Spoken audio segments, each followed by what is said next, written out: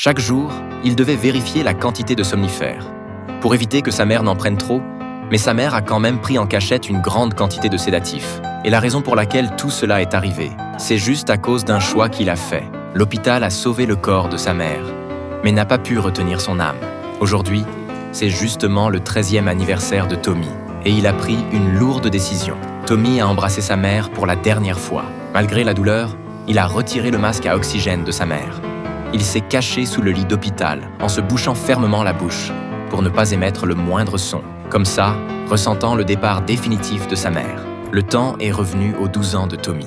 À cause du décès de son père, sa mère était déprimée toute la journée, mais Tommy avait toujours un moyen de la faire rire. Même si la vie n'était pas terrible, tant qu'ils étaient ensemble, c'était bien. Ce que Tommy aimait le plus, c'était dormir sous le lit de sa mère, parce que ça lui donnait un sentiment de sécurité absolue. Pour compléter les revenus du foyer, Tommy livrait pour une boucherie en dehors des cours. Là-bas, il s'est lié d'amitié avec un copain plus âgé, Pépé. Son esprit était resté bloqué à l'âge d'un enfant. Même s'il avait l'air d'avoir une quarantaine d'années, à l'intérieur vivait un ado lunatique, un vieil homme qui s'occupait souvent de personnes malades.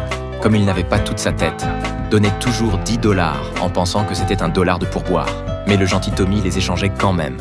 Les deux avaient une cachette secrète pour leur argent, dissimulée sous une prison pour femmes en centre-ville. Bientôt, il pourrait s'acheter ce vélo vert dont il rêvait. Même si Tommy avait de bonnes notes, il aimait aussi taquiner le prof pendant les cours. Lui et ses camarades, pendant la classe, lancèrent toujours des boulettes de papier dehors. Comme Pépé était l'homme de ménage de l'école, il adorait cette sensation, car c'était un symbole de leur amitié. À cet âge-là, Tommy a remarqué la jolie Mélissa. Mais quand ses camarades ont dit qu'il aimait Mélissa, Tommy a nié. D'autant plus que Mélissa était une allumeuse. Pépé a aussi expliqué pour lui sur le côté que Tommy n'aimait pas les filles. Et les paroles de Tommy sont arrivées aux oreilles des filles. Un groupe de bonnes copines de Mélissa a encerclé Tommy. Non seulement elles l'ont traité de froussard, mais elles lui ont aussi donné un surnom « Petite Boule ».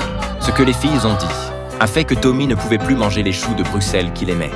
Il espérait que sa mère pourrait le changer d'école. Sa mère a refusé tout net. Pour elle, la bourse de Tommy et entrer à l'université était le plus important. Les secrets de l'adolescence et l'incompréhension de sa mère. Tommy voulait juste s'éloigner temporairement de tout ça.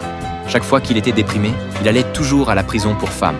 Ce n'est qu'en voyant la petite cachette que Tommy se sentait un peu mieux. Mais à ce moment-là, il a entendu une voix l'appeler. C'était une détenue à l'étage. Elle communiquait avec Tommy avec un miroir cassé. Elle espérait que Tommy puisse lui faire passer de la contrebande. Mais bien sûr, Tommy n'allait pas accepter à la légère la demande d'une criminelle. Pourtant, la détenue a vu au premier coup d'œil que Tommy était tourmenté par l'amour et a spontanément proposé d'écouter ses soucis. Il lui a raconté toute l'histoire. Mais la détenue a dit que c'était une bonne chose pour Tommy, que les filles l'insultent